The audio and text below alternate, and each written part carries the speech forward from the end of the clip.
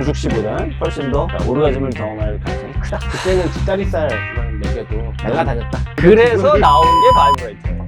그냥 한마디로 얘기하면 판타지 드라마다.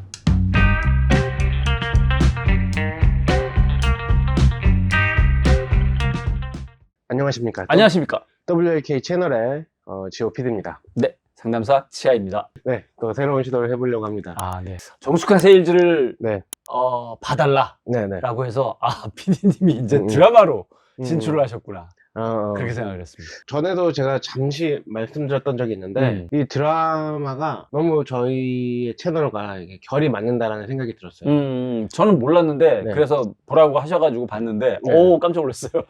선생님의 어떤 이렇게 깨알 같은 코멘트도 좀 이렇게 들어보면서 이 드라마를 같이 보면 네. 좋지 않을까라는 생각이 들어서 네.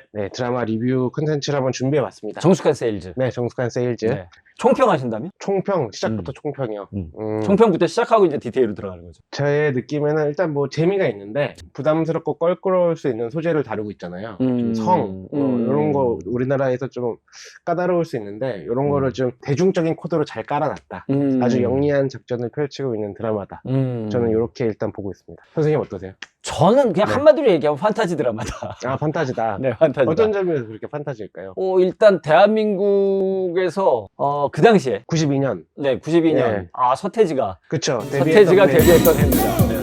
그 당시라고 해도 대한민국에 과연 이런 일이 있었을까? 바이브레이터, 뭐 란제리, 뭐 이런 걸 파는 방파는 제가 알기로는 없었고. 그 당시에 그리고 있었다고 해도 굉장히 비밀스럽게 이루어지지 않았을까요? 아, 그래, 그랬을 거고. 네.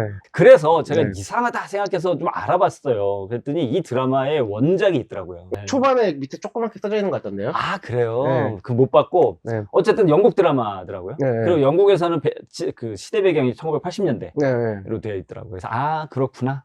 그럴 수 있겠다. 그걸 그대로 우리나라에 갖고 오니까 우리나라에서는 사실 어울리지 않는 분위기이긴 하지만 판타지이긴 하지만 뭐 잘 적용은 된다. 뭐 이런 느낌. 네. 저는 사실 뭐 수요가 있다면 이럴 수도 있겠다라는 마음이 좀 생각이 들긴 했는데 그럼요. 제가 판타지라고 느꼈던 부분은 배경이 서울이 아니라 그 금제라고 하는 굉장히 맞죠. 소위 말하는 깡촌. 깡촌까지는 알 것 같고 그때 그런가요? 당시 기준으로 한 수원 느낌? 아, 용인? 그런가요? 네. 오. 지금 수원 용인이야 뭐 완전 대도시고 도시죠. 예. 대도시고 완전히 뭐 젊은 분들도 많이 살고 이러는 도시지만 네. 사실 90년대 초반의 수원 용인만 해도 깡촌이죠. 그러니까 완전 지방까지 가지 않고 한 수원 용인 정도 느낌이었어요, 저는. 근데 어쨌든 드라마가 굉장히 이제 판타지면서도 페미니즘, 여성학에 관련된 이야기도 좀 담겨져 있고 그다음에 사람들이 갖고 있는 고정관념, 편견을 좀 깨려는 생각도 좀 있는 거고 네네. 거기다가 되게 재밌고 저는 굉장히 재밌게 보고 있어요.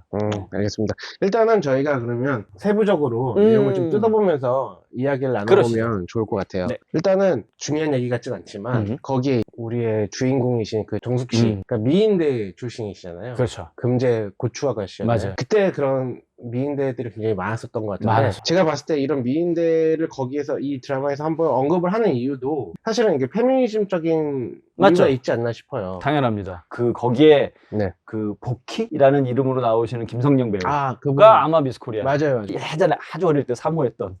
아, 그런가요? 그렇죠. 저보다 약간 연배가 높으실 거예요. 아, 그 선생님의 이상형이셨고요. 저뿐만 네. 아니라 뭐 많은 남성의. 그렇죠, 그렇죠. 네. 사실 그럴 수밖에 없죠. 이 초반 내용을 좀 한번 따라가 볼 텐데요. 어떻게 보면은 요즘 기준으로는 성추행을 해놓고 오히려 여성 탓을 하는 거죠. 너 옷을 왜 그렇게 문란하게 입고 다니냐. 이런 장면이 또 나오잖아요. 이것도 좀 다분히 제가 봤을 때는 좀 의도적으로 보이는데 이게 되게 1차원적인 메시지를 보내고 있다. 그렇죠. 그렇죠. 네. 근데 되게 민감한 메시지긴 해요. 왜냐면 흔히 이제 요즘으로 따지면 이게 레깅스, 딱 레깅스 소재예요. 그러니까 뭐 이제 등산하시는 맞아요. 어르신 분들이라든가 제 친구들 중에도 이제 그런 분들이 있는데 안 입었으면 좋겠다. 레깅스를. 그러니까 그치. 등산을 하다 보면 눈을 어디다 둘 줄 모르겠다. 맞아. 민망하다. 근래까지도 꽤 논란이 많이 됐었던 것 같아요. 그렇게 얘기를 하면 또 한 친구는 아니 뭐 난 너무 좋더라. 보기 너무 좋은데 뭐가 문제냐. 그렇죠, 그렇죠. 여기서 이제 보기 너무 좋은데라는 건 그냥 약간 음흉한 멘트인 거죠. 그러니까 어쨌든 근데 여성분들이 레깅스를 입는 이유는 궁금해서 한번 물어봤어요. 네. 그랬더니 레깅스 입으세요? 래시가들 있죠. 아, 네. 그러니까 저는 안 입으니까 네네. 궁금해서 물어봤어요. 그랬더니 저희 이제 사모님한테 네네. 너무너무 편하다. 맞아요. 너무 편하죠. 네. 그것만큼 편한 옷이 없다는 그 거예요. 기능성 의류잖아요. 그게. 아, 그래요? 네. 근데 이제 왜 대외적인 걸 신경을 써야 되느냐, 뭐 네. 이런 거고, 그걸 바라보면서 얻게 되는 감정이나 그런 건 받는 사람이 해결해야 되는 감정의 몫인 거죠. 지금 이 장면도 마찬가지인 네네. 거예요. 주리 씨가 네. 미니스커트를 입었다고 해서, 네. 그러면 그걸 보고 자전거 타고 부딪혀서 다친 분이 본인의 문제인 거고, 그렇죠. 네. 그렇다고 뭘 아주 긴 치마를 입어? 라고 얘기하는 것도 오버하고. 옷 좀 단정하게 입고 다녀라. 이게 성인 간에 할 얘기는 아니잖아요. 저는 그게 너무 네. 웃겼던 게, 네. 이건 그런 거랑 비슷한 거예요. 우리 집에 도둑 맞아서 네. 경찰서에 가서 신고를 했는데 경찰이 그러는 거예요. 아니, 왜 돈을 집에 많이 갖고 계시는 거예요? 왜 누가 부자하래요? 그렇죠. 내 돈을 훔친 도둑이 문제인 거지. 왜 돈 많은 내가 문제인 거야? 그렇죠. 당연한 거잖아요. 선 넘어오지 마세요, 제발. 선 넘어가지도 마시고. 네. 알겠습니다. 일단 제발. 넘어가 볼까요? 네. 또 이 부분을 또 선생님께서 짚어주셨는데 이 부분? 뒷다리살. 네. 보이쇼. 이 나이 때는 뒷다리살도 뭔 필요요. 그냥 이짝 뒷다리살만 보여줘도 그냥 훌뚝훌뚝 날 때지. 저 포장 아직 멀었어요? 잠깐만. 에이, 애도 있는 양반이 뭘 그러고 장세도야. 어? 요조승려요? 그냥 이런 얘기하고 사는 것이 사람 사는 재미 아니겠어. 네. 수고하세요. 안녕히 계세요. 사람 무한하게 왜 저러고 간디야? 민엄마 원래 좀 그렇잖여. 이사성도 밝고 사람이 괜찮아 보이는데 이런 쪽으로는 유난스레 학을 떼더라고. 뒷다리살이 남성 정력에 도움이 된다? 아니 그게 아니고요. 아니에요? 그러니까 그렇게 싼 고기만 먹여도 충분히 힘을 썼었다 신혼 때는. 근데 지금은 좋은 걸 먹여도 영시원찮지만 그때는 뒷다리살만 먹여도 날라다녔다. 영상 문해력이 아주 떨어지는. 네, 죄송합니다. 네. 그래서 이 부분에 대해서 이 선생님께서 이야기를 나누면 좋을 것 같다고 말씀을 해주셨어요. 성적인 걸 좀 우리가 일상 안에서 편하게 이야기를 하는 분위기가 중요할 것 같다. 이런 포인트인가요? 사실은 포인트가 두 가지가 있는데, 네. 하나는 인사성도 밝고 뭐 다 좋은데 요런 쪽으로는 유난히 학을 떼더라. 그렇죠. 네, 그게 그런 쪽으로 유난히 학을 떼는 분들은 과연 실제 연인과의 또는 남편과의 성관계에서는 어떨까? 피디님의 생각. 그런 차이가 있을까 없을까? 전 차이 있을 것 같아요. 오케이, 어떻게 해요? 훨씬 더 경직돼 있을 것 같아요. 물론 뭐 이렇게 겉에서 보이는 모습과 또 본인의 사생활이 굉장히 다른 분도 있겠지만 기본적으로는 이런 걸 좀 이렇게 저하시는 분들이 실제 본인 생활에서도 훨씬 더 억제기가 많지 않을까. 좀 일리 있어요. 그런 생각이 좀 듭니다. 일리 있고, 제가 드리고 싶은 얘기는 그거예요. 말을 안 하고 그런 걸 피하고 이러는 건 내 성욕을 내가 누르는 거란 말이죠. 그렇죠. 평소에 내 행동이나 내 말을 이성으로 성욕을 누르는 분은 네. 실제로 성관계에서도 오르가즘을 얻을 가능성이 적어진다. 피디님이 한 얘기랑 동일한 얘기예요. 그러니까 임상 경험에서 나오는 거고, 네. 그러니까 그게 내 이성으로 내 욕망을 누르느냐 안 누르느냐의 차이가 굉장히 크더라. 그럼 결론적으로는 그냥 요 장면으로만 봐서는 정육점에서 계시던 두 아주머님 두 분이 네네. 정숙 씨보다는 훨씬 더 그러니까 오르가즘을 경험할 가능성이 크다. 훨씬 즐거운 성생활을 누리고 있을 확률이 높다. 높다. 일단은 그럼 조금 더 진행을 해보겠습니다. 이제 방판에 열쇠가 되는 장면인데, 월수입 50을 보장한다고 나와요. 이제 그거에 정숙 씨가 굉장히 혹하게 되거든요. 이때 92년도 당시에 이 50만 원이라는 돈이 지금으로 치면 어느 정도의 가치인가요? 15년도 12월에 회사를 입사했는데 그때 기준으로 하면 4년 후가 되겠네요. 네, 근데 나름 대한민국에서 이름만 대면 아는 대기업에 입사했거든요. 네, 그때 세금 제하고 제 통장에 꽂힌 돈이 92만 원. 한 4년 전이라고 따지면 요때쯤이면 한 80만 원이라고 칩시다. 네네. 웬만한 중견기업 정도의 뭐 입사 월급. 초봉. 네, 그러면 되겠죠. 그 지금으로 따지면 기업 400? 입사 초봉 400 정도. 400 정도. 상당한 액수다. 이 정도면 뭐 네, 그럼 혹할 되게 수- 프리하잖아. 완전히 후리하죠. 네, 영업의 부담은 좀 있지만. 네, 알겠습니다. 이 뒤에 이제 조금 가다 보면은 정숙 씨가 이 현장에 가보게 되거든요. 그래서 여기에서 어떤 성인용품의 역사에 대해서 잠시 언급이 나와요.